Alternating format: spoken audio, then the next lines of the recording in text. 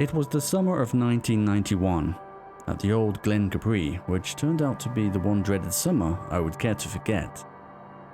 I had only just bought the place, and I hadn't gotten around to renovating anything yet, so the hotel was still pretty shabby and even a little creepy to some extent.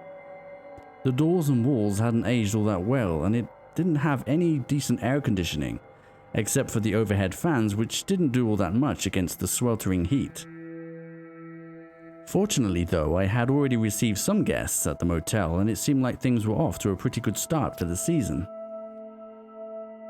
I was actually getting ready to turn in when suddenly I heard the door to the reception close. I looked over to the entrance, but to my surprise, I couldn't see anyone leaving or entering. I got a strange, creepy feeling, which was suddenly elevated by the sound of heavy breathing that appeared to come from nowhere. It was rather faint, and it took me a minute to realize that it was coming from the other side of the reception desk. I was startled by the sight of a slender hand suddenly clutching onto the desk. It was only when I reached the other side of the desk that the whole situation became clear. It was an old lady in a wheelchair asking for a room. I immediately asked how she arrived at the motel, to which she responded by pointing to a yellow taxi parked outside. I initially offered her a room on the first floor, but she insisted on having a room on the second floor despite being in a wheelchair, citing that she needed a room with a view. After mentioning that I didn't have any facilities to help her get to the second floor, she simply brushed it off and assured me that the taxi driver would take care of it. As I handed her the keys, I could tell she was the kind of person that, despite her age, insisted on doing as much by herself as possible and was very stubborn, but she paid for 3 nights in advance, so I was hardly going to argue. Seeing the taxi drive off seemed like a good time to close up and try to catch up on a few hours of rest, while the other guests were sleeping, so I headed to one of the vacant rooms and turned in for the night. It was extremely warm that night, I remember, from all the tossing and turning, before eventually falling asleep and having the strangest of dreams. I remember approaching one of the rooms at the motel. As I got closer, I realized it was room 209, the very same room where the old lady in the wheelchair was staying. The door was open and it felt like someone was pushing me forward or enticing me to come inside. I slowly pushed the door open further, which revealed the old lady sitting in her wheelchair beside the bed, staring right at me. She was frozen, trying desperately to express how afraid she was with just her eyes. I was feeling some immense pressure on my chest as I could sense a dark presence in the room with us. She kept looking briefly to her left as if someone was behind the door, but as I caught her glancing further to her left, I could tell it was something in her peripheral vision, almost behind her, that was causing her so much distress. To my horror, the door began to open by itself.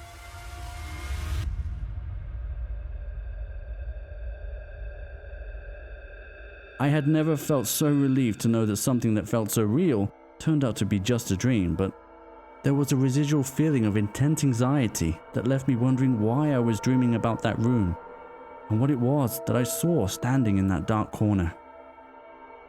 For whatever reason, I instinctively got out of bed and peered through the window, where my eyes were instantly drawn towards room 209 at the other end of the motel. Everything seemed normal at first until I realized that one of the blinds was pulled down slightly, as if someone was staring back at me.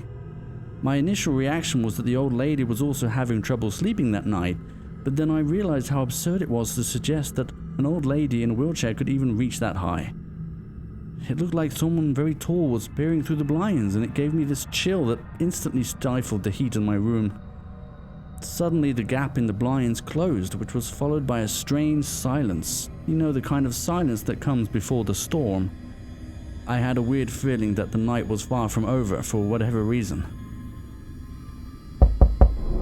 The loud knocking on the door spooked my senses as I contemplated for a while about whether or not I should open it.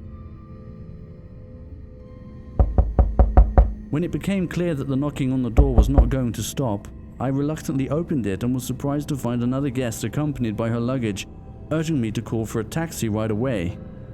I asked her what was wrong, and she replied by telling me that she was awoken by loud footsteps and commotion from the room above. And then she began to hear foul language and cursing to the point she had to pack her things and abandon her room. I offered her another room, but she wasn't interested. and just insisted on a taxi to get as far away as possible. I kind of thought she was overreacting, but she seemed genuinely freaked out as if she had seen a ghost. It was when I observed the keys to her room that I realized it was directly below room 209. The motel was practically empty at that point, and I didn't have an explanation for the noise, so I headed on over to room 109 to see if I could witness the disturbance for myself. I sat at the end of the bed, listening closely, and it wasn't long before I could hear footsteps and other unsettling noises from above, almost as if things were being moved around. I thought that perhaps the old lady had received a visitor during the night, which could explain the footsteps and the person peering through the blinds, but what was with all the noise, and why do it so late at night? The noise intensified and almost sounded like someone was being attacked, so I hurried upstairs and approached room 209, which I then knew without a doubt was the source of the uncanny disturbance. There didn't seem to be much point in knocking to compete with the noise on the other side of the door, and I could sense that someone might be in danger. Fortunately, the doors to the motel were very old, so I managed to force my way in, hoping to come to the rescue, but instead, I was introduced to a room plunged into darkness and silence. The noise had stopped. I could see the old lady in her wheelchair beside the bed, just like in my dream, except she was slumped over and showed no signs of life. She was cold to the touch and had no pulse, so I called the police, who later confirmed that she had died from heart failure. There were no signs of a struggle, and the only key to the room was on the table next to the window, so there couldn't have been anyone else in the room with her, so there was no suspicion of foul play. I told the police about the strange noises, but they refused to believe it was relevant to the cause of death, in light of the evidence, or lack thereof, for that matter.